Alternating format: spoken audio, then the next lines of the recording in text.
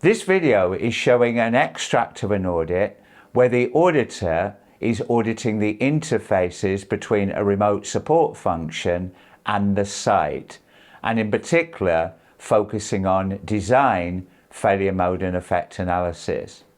Watch this video and see whether the auditor is undertaking an effective audit. So Oscar, what I want to try and do now then is, last week I audited your design centre in Belgium. Yeah. And I see that you've developed a new process, aluminium anodizing. Yeah. And I looked at the DFMEA for that process.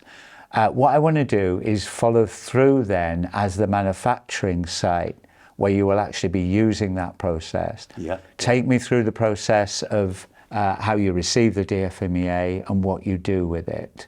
Yeah, it starts with us getting a RFQ. Then we review it and we confirm that there are design issues.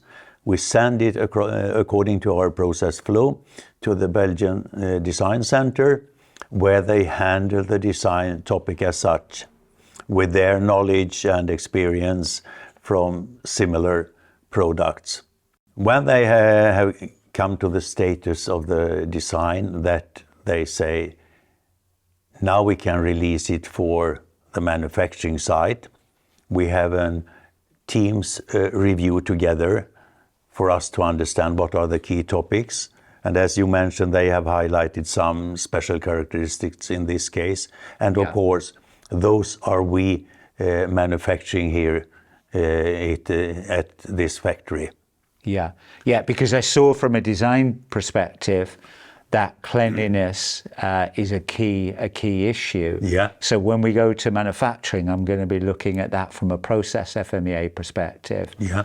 And how you maintain the cleanliness standards that back up the situation under how the design was validated.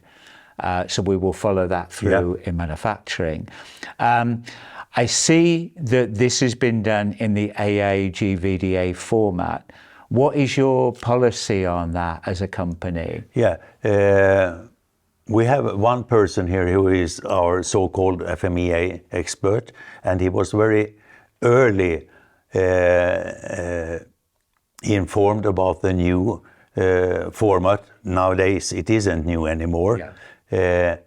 And he told us we should use that for all new products or new RFQs we receive. Right, okay. And that is the company policy, both for the design FMEA as well as for the process FMEA. Right, okay. And I did see Mercedes' acceptance of that when I was in Belgium. So what I would like access to is when we go to the shop floor, I'd like access to the relevant PFMEA for this aluminium anodizing.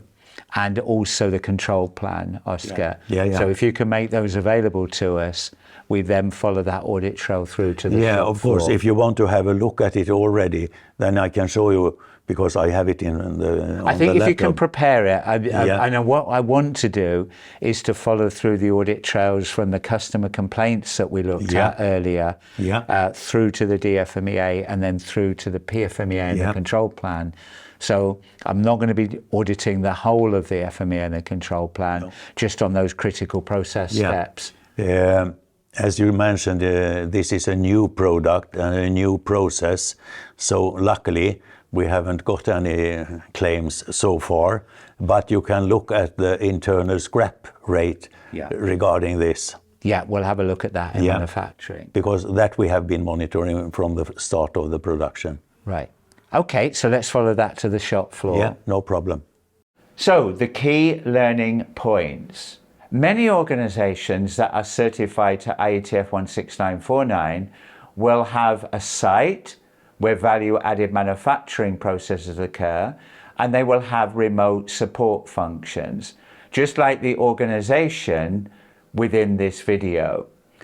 In this case, the auditor should look at the interaction between the remote support function and the site.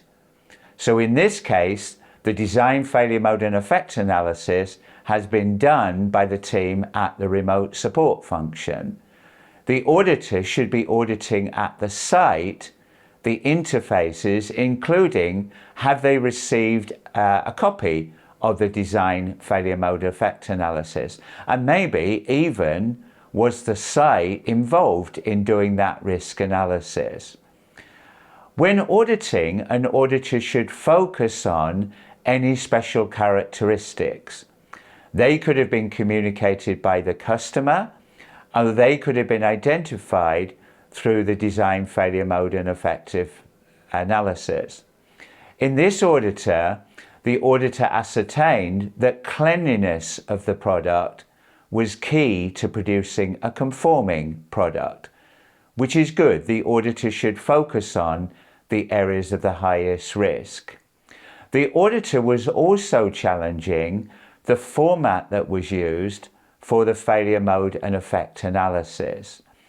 It isn't defined in IATF 16949 which format an organization has to use for creating FMEAs. Obviously, an organization could make their own decision, or it could be influenced by customer-specific requirements.